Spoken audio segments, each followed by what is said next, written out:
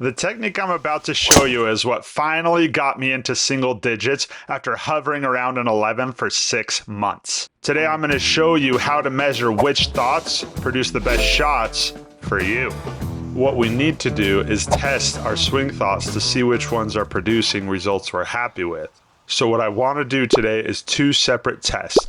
Each test is going to compare 3 swing thoughts and give us exact measurements of which thoughts work. I'm going to hit 10 balls where I'm intentionally trying to fade it. I'm going to hit 10 where I'm intentionally trying to draw it. And I'm going to hit 10 where I'm just trying to hit it straight. Then I'm going to compare the shot dispersions to see which swing thought gives me the best dispersion. Now, you don't need a launch monitor to do this. You can do it out on the range, but the MLM2 Pro certainly helps with the data analytics. Now, these first few shots with the fade are kind of what I would have expected. We're finishing right of target and getting pretty solid carry. I'm pretty happy with the distance I'm getting on these shots. Now, when you're doing this, you want to try really hard to just focus on the singular swing thought that you're testing. And then after contact, you want to pay really close attention to what direction it's going, how the shot felt, if it went long, if it went short. Pay attention to all those details so you can figure out if that's a good thought for you. And ultimately with these fades, a lot of shots were ending too far to the right. So now what I'm going to do so that we can keep track of our dispersions is I'll change the club here to a 5 wood. These ones I'm going to try to draw 10 more.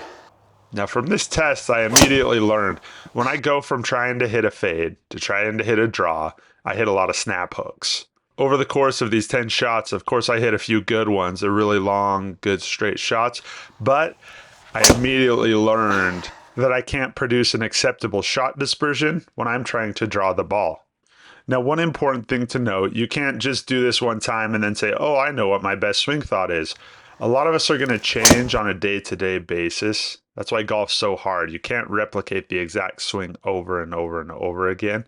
But you need to test these things several times, and then you'll start to get a collection of data points that say, hey, when I think fade, turns out pretty good. Or when I think draw, too many snap hooks, too many short balls. That's not my swing. And aside from helping you know which swing thoughts are most beneficial to you, Oh, that's way out there, but it should come back.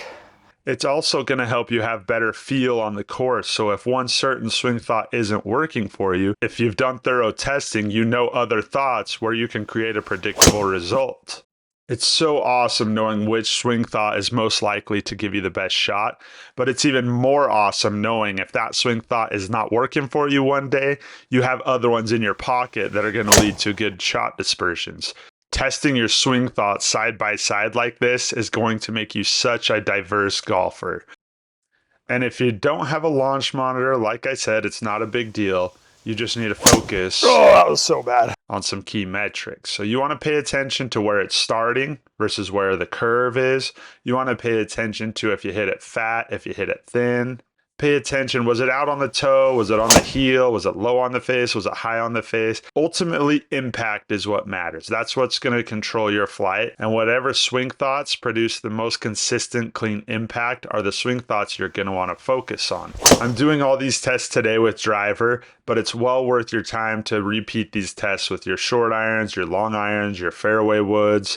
This is valuable stuff. Let's move on. Now we're just going to think nothing but hit it straight.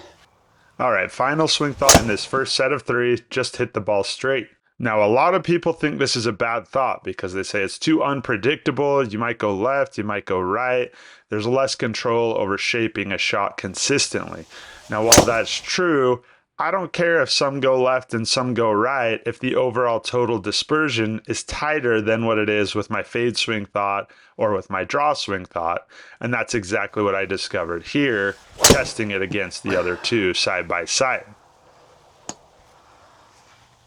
As you can see, which I've tested this before, straight's the winner for me.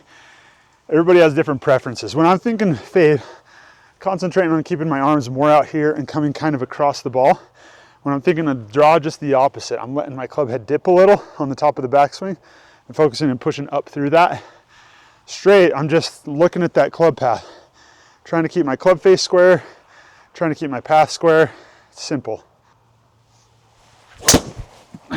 One important thing to note is the thought might not match the shot. Doesn't matter. And look at that. We're 8 yards offline.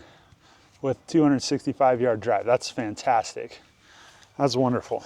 The only thing that matters with these shot distribution tests is finding a distribution that's functional. 0 yards offline, dead center, 260 carry. I mean, it's so valuable to do this, to test yourself. Focus on what thoughts you're having for 10 shots, different thoughts, 10 shots, different shots, 10 thoughts, different thoughts, 10 shots. If you change your thoughts every 10 shots, pay attention to your distributions. I mean, look at this. I'm gonna pull these up right now. So pretty easy to see here. The greens are the fades, the blues are the draws, orange is straight. My fades were pretty good, but sometimes it escaped too far to the right and I lost some distance. Draws were all over the place. Not hard to see which swing thought I should focus on. All right, we're gonna do one more group of 3 thoughts. There's a thought I really like about keeping the sword through the back to your hands. So your hands, my hands should never be going across my chest. That's a bad habit I have. So my only swing thought with these ones is gonna be keeping my chest so that my hands are always directly in front of it. With my second one, my only thought's gonna be the trail arm, tucking the trail arm to the trail hip. And with the third one, my thought's gonna be balance, making sure I'm finishing on my lead foot how I wanna be. Same thing, we're gonna do a few shots of each and kind of see what our distributions are. So this first thought, a lot of people call it the lighthouse drill. It's a really good way to make sure your hands are in the right spot, get a good club path. Obviously works great here on this first shot. And again, we're focused on the results. It doesn't matter if the swing thought is producing what we want it to in terms of our body positions and how we look when we're hitting the ball. We're just looking at what the ball is doing. Is the grouping of shots we're hitting acceptable or is it not? Now we compare it side by side with other swing thoughts because maybe all 3 of them are not acceptable, but one's a little better than the others. Or maybe all 3 of them are good, but one stands out as the shining swing thought. And this one surprised me. I always thought when I have this on mind, I hit the ball pretty well, but this shot dispersion wasn't great. Okay, so now my thought is gonna be trail arm tucked in front of that trail hip. Okay, guys, I am really excited about this swing thought. And it's not because of the dispersion. It wasn't anything special. It's because of the club speed. 4 out of 5 shots were 104.6 miles per hour. You'll see at the end when it gives more details. But that kind of consistency is a good sign I'll be able to control my distances very precisely with my irons using this swing thought. I haven't tested it yet on my irons, but man, the fact that I could generate the same club speed over and over and over gets me really excited about using this swing thought for my approach game. You can't just say, well, the best one is the one that they're all straight. The best one is the one that you got the distance you like and they're all grouped together. Because if you got the distance you like and they're all grouped together, but they're all 40 yards to the right, okay, you know, use that swing thought, but aim 40 yards to the left, you're gonna be very happy with your results. Just use your brain. Do some deductions. Use your brain, use some deductions. By the way I discovered this practice methodology was through Adam Young's practice manual. If you're looking for great ways to spend your practice time that are actually going to move the needle and make you a better golfer, that book's amazing. I'll link to it here in the description for you. But I just got to say, Adam Young, thank you. This is going to be revolutionary for my practicing and for my golf game. Let's see what happens when we finish on the lead foot. For this thought, the swing just felt so much easier and smoother, and even though the speed was slower, I still got the same distance. Go back and watch that first swing. It's only 101 miles per hour, but I get pretty much the same distance on my drive. I loved this thought. Finishing on the lead foot, I felt more in control. I was hitting clean shots on the sweet spot of the club, and look at that one. Great distance, only 103 speed. I've never done these 3 together before, but it's certainly, with these first 2, it feels like that's, the thought for me is finish on that lead foot. Let's see if it keeps going. Oh, that one's gonna be out to the right a little, but I didn't do a good job thinking lead foot. You saw me kind of fall back on the trail foot there. So that's 50 yards out to the right. But that was more wanting to hit it harder than it was anything else. So I just gotta remember lead foot. Don't hit it hard, just lead foot. Seeing myself get that distance with the slower swing speeds made me want to swing harder and try to really smash it. But I went back to just focusing on finishing on that lead foot, and it produced very promising results. The reason this is so powerful is because we're not hitting one amazing shot and thinking, oh yeah, that's the best thought. We're looking at a collection of data points that prove to us which thought works. This finish on the lead foot, it's helping me hit through it a little cleaner. It's helping me get more carry on my shots, even though my club speed's going down a little bit. So you pay attention to the factors that are working the most.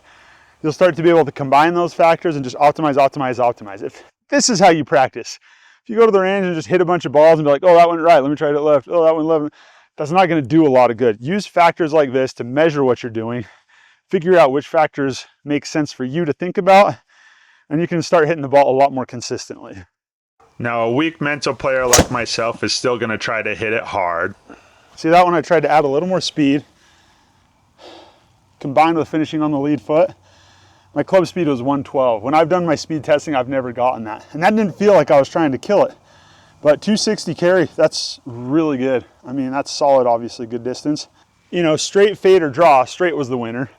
And chest, tuck, and finish on your lead foot's clearly the winner. Saving this one for last because it's often my favorite. We'll see how it works today, but it's a Ben Hogan thought. So what you want to do is imagine you have an elastic attached to your lead hip. The elastic's on my lead hip. There's a wall here that the elastic is attached to. So I'm coiling that up on the backswing, and then on the downswing, I'm just letting that elastic pull and rip loose with that lead hip. Usually results in good things for me. Let's see if it does today. For me, this swing thought is typically a cheat code to get power and control. Again, the speed popped up to 110 effortlessly. 26 offline, not awesome, but pretty functional typically. Even though I'm fatigued from hitting 60 drives today, I'm still getting solid club head speed with this swing thought. 35 offline. So use these thoughts, do groupings of 10. Once you've done your groupings, you're like, okay, I like this thought, but they're all out to the right. Okay, well, either aim left more or focus on closing that face up a little more. So keep those thoughts. Let's start with a stronger grip.